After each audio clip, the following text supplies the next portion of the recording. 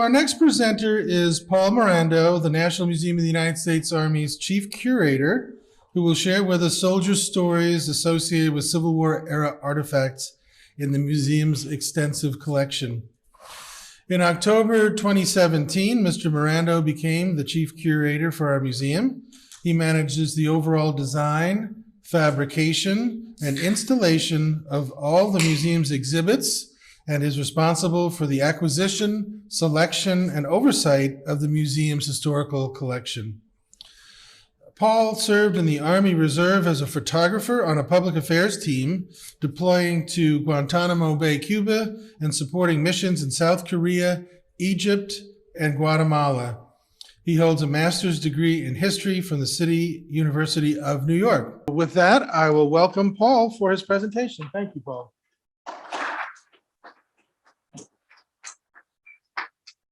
All right, greetings.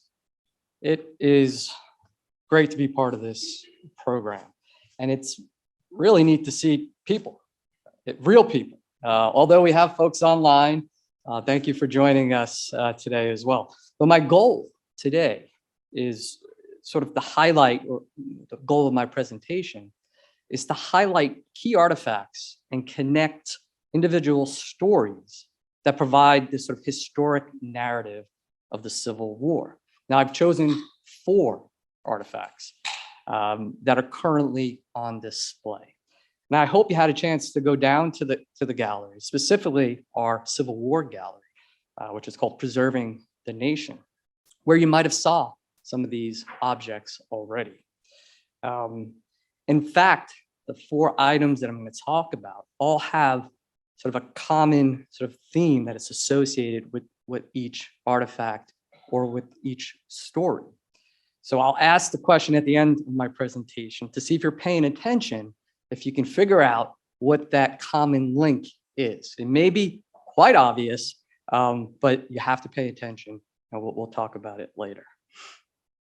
So as a curator, part of my job is to make objects accessible to the public.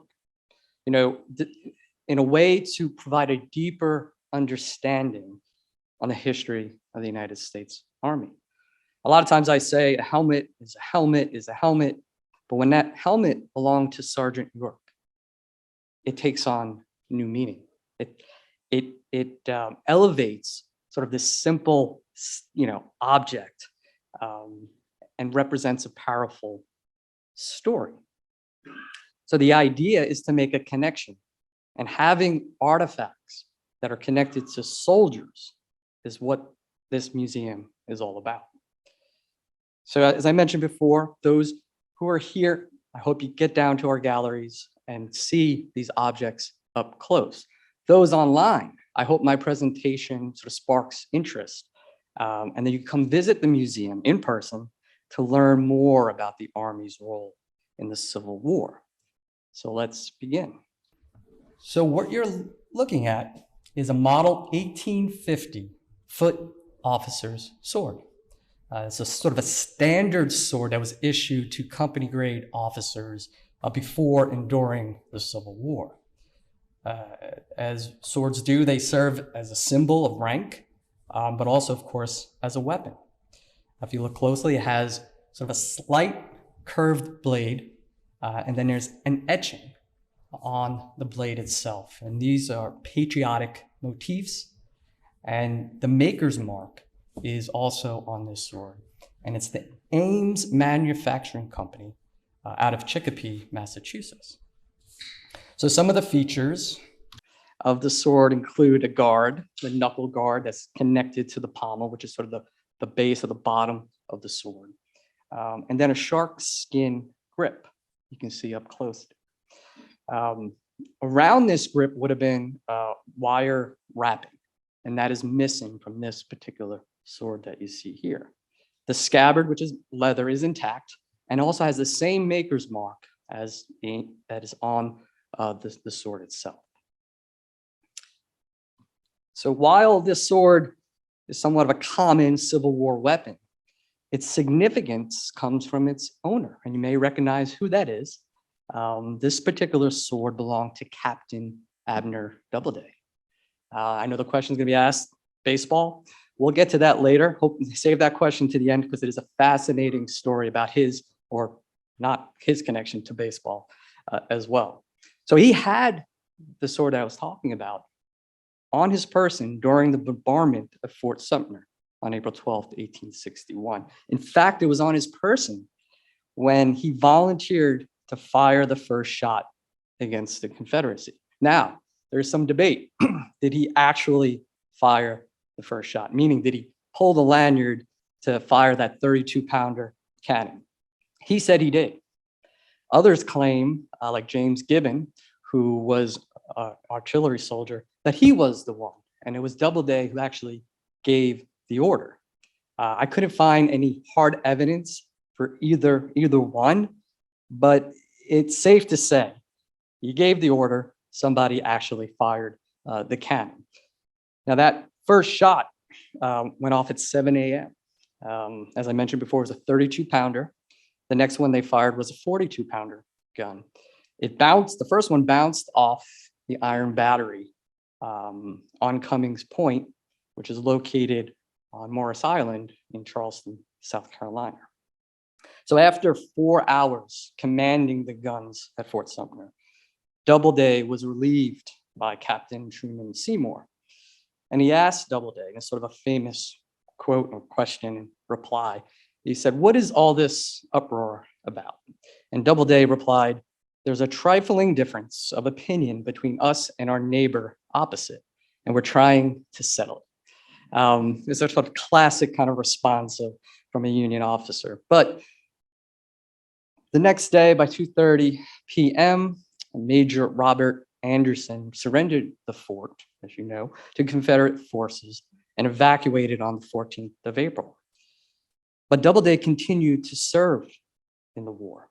He commanded soldiers at the Second Battle of Bull Run, South Mountain, Antietam, and Fredericksburg, rising to command a division. And on the first day of Gettysburg, he actually assumed command of the First Corps until General George Meade appointed command to John Newton. Now, this was a tough decision, and Doubleday was actually furious because as a senior officer, he felt that command should have been given to him. However, Doubleday continued to lead his division and was wounded from a shell fragment in the aftermath of Pickett's charge. So more than likely, this sword was with him during his entire service in the Civil War. Also, he was present when Lincoln delivered the Gettysburg Address. I'm sure he was in uniform, and I'm sure he had this sword. So this sword now is displayed downstairs in our Divided Loyalties exhibit in the museum's Preserving the Nation gallery. In 1978, the sword was gifted to the Military History Institute, conserved in 2008, and then put on display here when we open the museum. Our next artifact is a 1859 percussion revolver. Interesting, very unique piece, sort of like a pocket revolver. It's fairly small, a little over 8.5 inches long.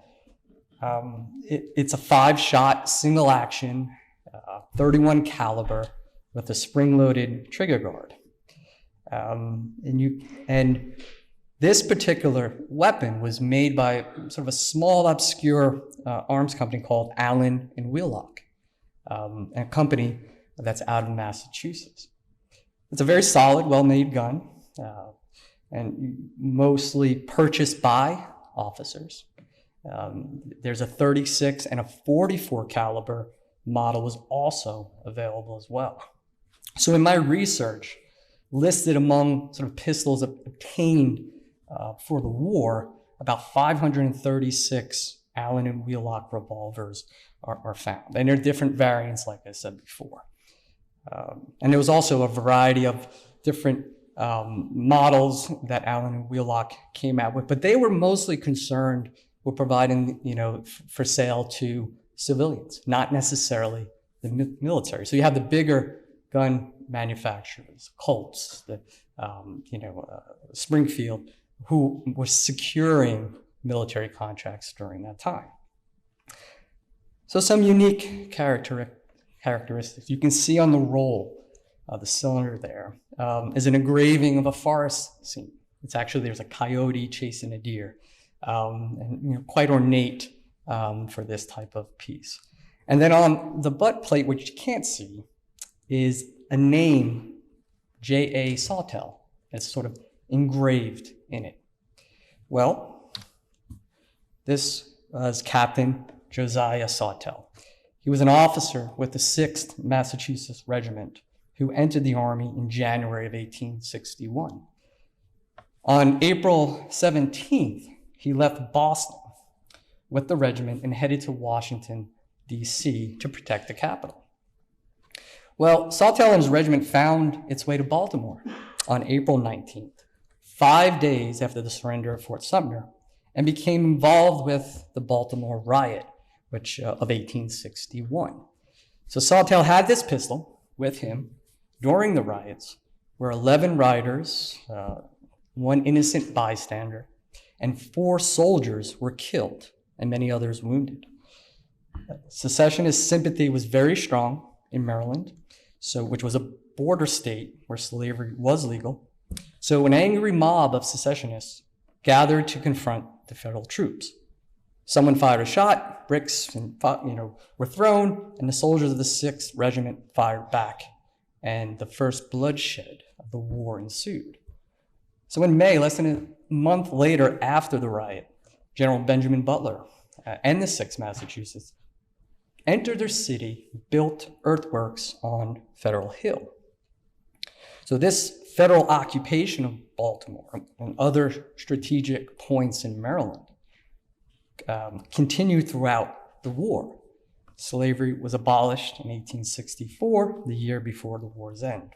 But Sawtell continued to serve, see action, participating in battles in New Orleans, Texas, and Virginia, to include Petersburg and Fisher's Hill. He was promoted to lieutenant colonel and then discharged from the Army on October 14th, 1864.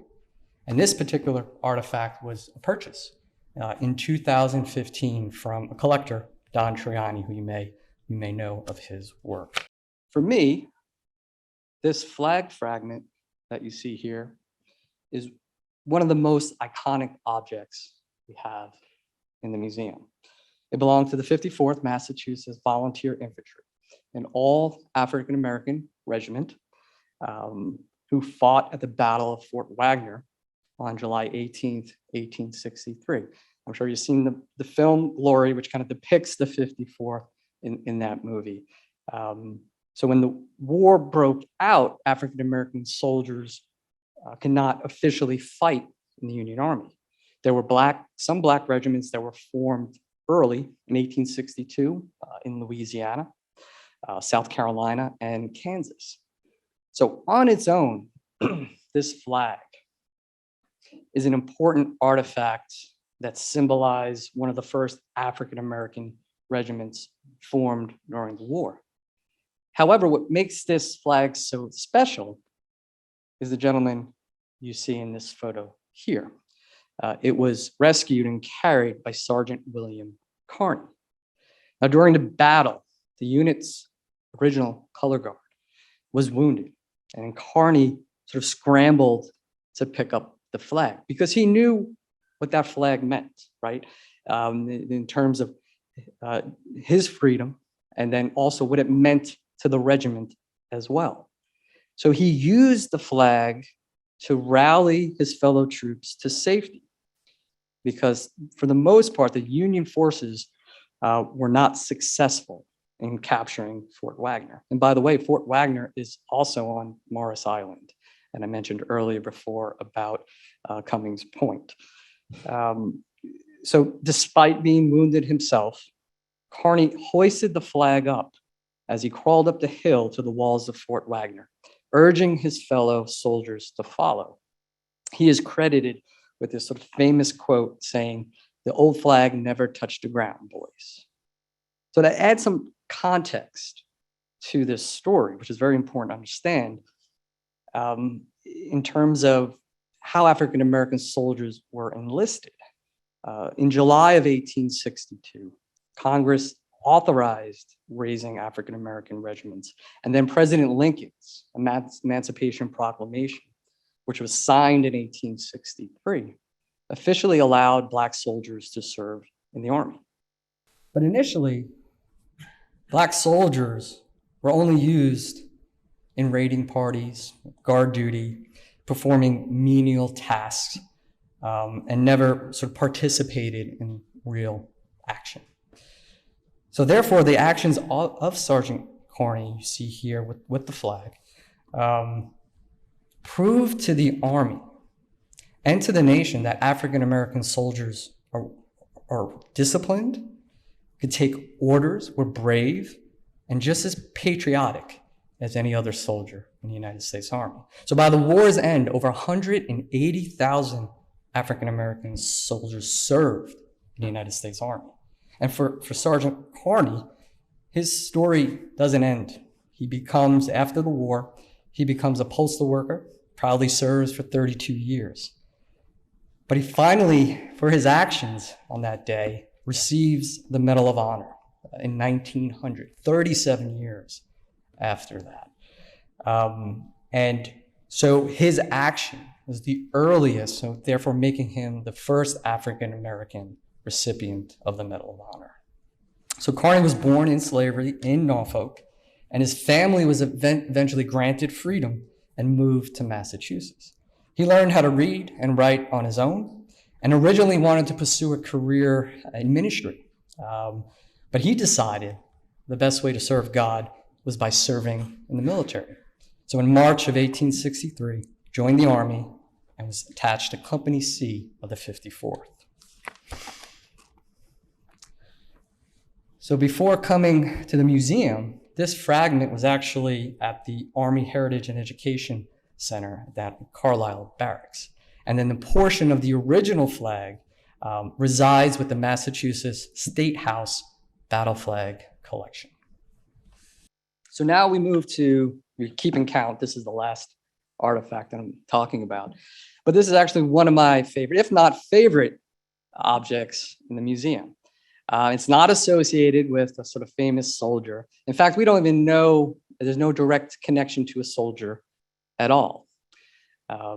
So for me, sometimes objects that are found on a battlefield can provide curators and historians sort of a human connection to the subject that they are studying. And sometimes not knowing, the person who owned an object adds a bit of mystery. And for me, here's a great example, a very small, simple item that tells a very big story. So this is a Civil War belt plate, right? It would have been worn on infantry soldier, which was introduced in 1839. They were usually die stamped with these raised letters that you see here. More common were the US belt plates that you would see, and they would have them throughout the Civil War as well. And on the back of the plate was filled with lead. And then there was the different coloring, and then on the back they had what they call these puppy paw belt attachments. That allowed this plate to be attached to the actual belt that the soldier wore. You also saw these on pouches or ammo pouches as well. So what's so significant about this little belt plate? Well, this belt plate was recovered from a peach orchard that once owned by Joseph Sherfy.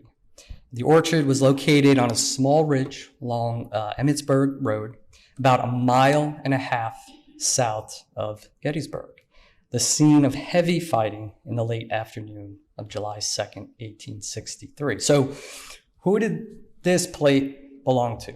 How did it get here? And what significance does it have in telling a bigger story? These are questions that curators try to answer through research and discovery. Now, fighting at the Peach Orchard occurred on the second day of the Battle of Gettysburg. Major General Daniel Sickles had posted 4 batteries there after advancing his corps off of Cemetery Ridge. The extra ground he occupied badly overextended his lines, and Confederate Lieutenant General James Longstreet's attack on the Federal salient there resulted in very desperate fighting. One of Sickles' units defending the peach orchard was the 73rd New York Volunteer Infantry, whose soldiers may have worn SNY, State of New York marked belt plates. There you go. So the 73rd, or the 4th Excelsior, was organized in 1861 in the Bowery neighborhood of New York City, and they were dubbed the 2nd New York Zouaves. At Gettysburg, the 73rd fought in the peach orchard and surrounding area, suffering casualties of 4 officers, 51 enlisted men killed, 11 officers, and 92 enlisted men wounded, and 8 missing. So after the battle, Joseph Sherfy returned to his orchard, only to find it in ruins, right? With decomposing horses, bullets lodged in his peach trees, and remnants of items left behind by Union and Confederate soldiers, one being this belt plate you see here. So although not identified to a particular soldier, very difficult to do that, right? This belt plate likely belonged to a member of the 73rd who fought at the peach orchard. This small item is a link to the past of a major action in one of the most historic battles of the American Army. And being a New Yorker, I had great interest in this belt plate, but also just the simplicity of it. And a lot of times people ask me, well, what's your favorite artifact? And that's a difficult question to answer because I have many favorite artifacts. But this one kind of holds a sort of special place as a curator here at the museum. And according to our records, this belt plate came to us, or came into the Army's collection in 1973 from the Military Order of the Loyal Legion, which began, or is based out of Massachusetts.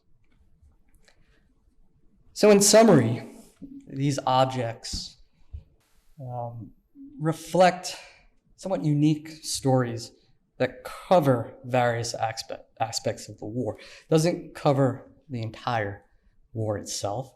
You'll have to go down to the Preserving the Nation gallery, and you can see that sort of story unfold through artifacts. And it's a very, very difficult thing to do, to tell the entire story of the Civil War in just one gallery.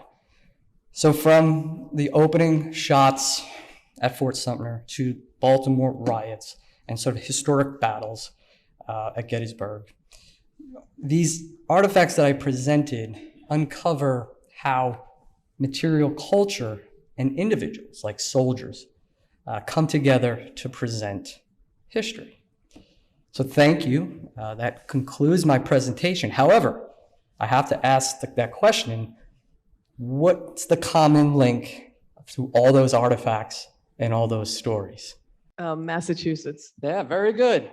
It's quite obvious. So every object, for the most part, had a connection to the state of Massachusetts. The first one being Doubleday.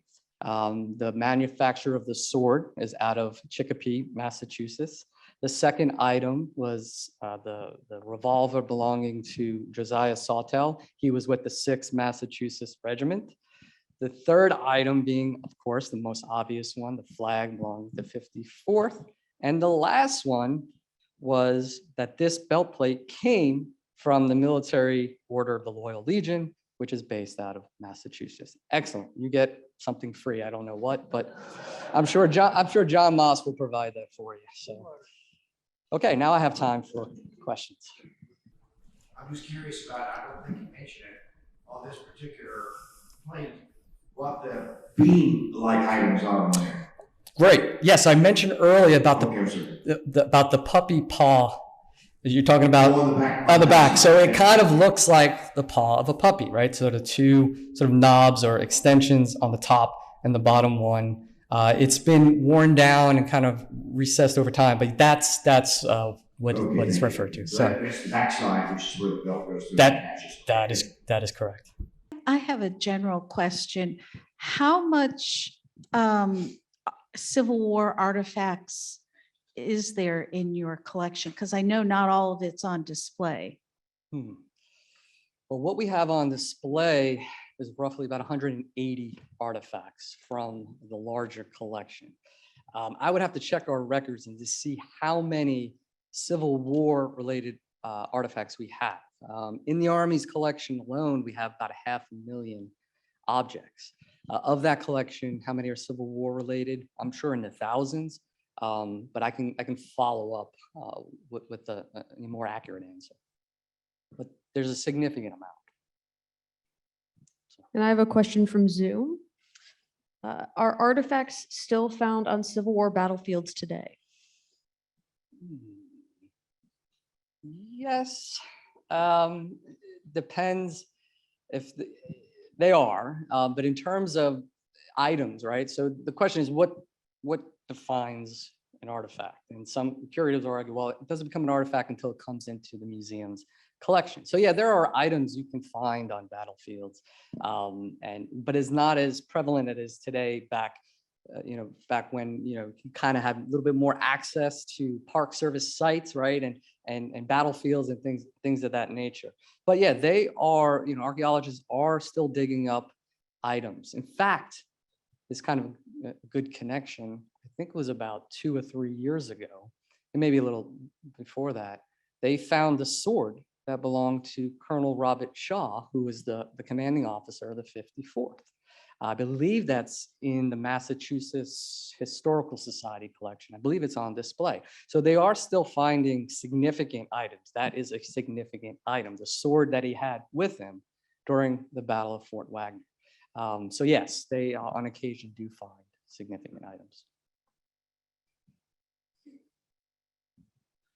So as a curator, and you have access to, as you indicated, probably tens of thousands of artifacts just for Civil War alone, how do you do a rotation process? In other words, do you go in and periodically bring out, or for special occasions kinds of a thing? And do you say, okay, well, I've got 5,000 belt buckles. I really don't need 5,000, nor does it. Do you ever sell off so you could maybe purchase something that would be of some significance? So there's a couple questions there. So the latter, we as an Army facility, as an Army museum, we don't sell items per se or artifacts in order to to make money to buy other objects.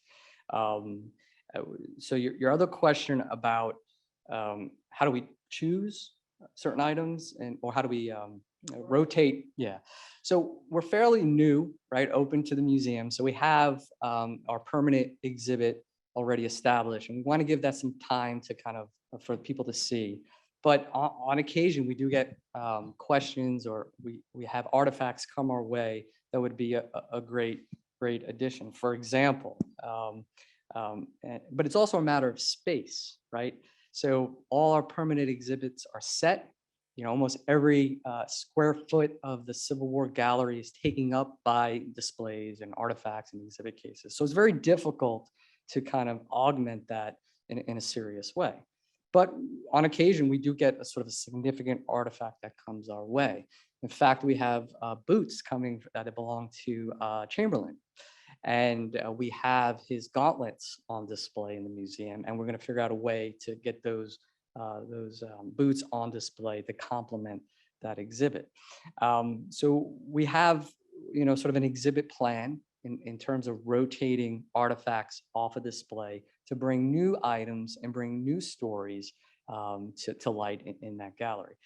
It's difficult, right? It's hard choosing what goes in a museum, because especially for a permanent gallery, because that story is going to remain here for a long time.